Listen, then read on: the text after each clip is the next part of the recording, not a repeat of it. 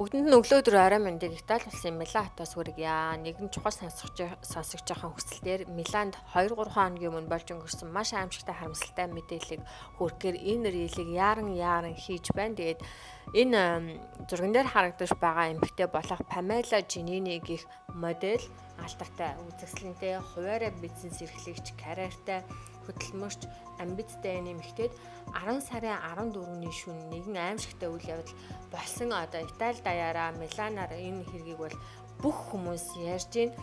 За юу болсон бэ гэхээр энэ эмэгтэй оройн 9 цаг 30 минутанд өөрийн өмнө үргэж байсан X найз залуу руугаа залгаад нэг эрэгтэй хүнээс үнэхээр их айж байгаагаа хэлсэн.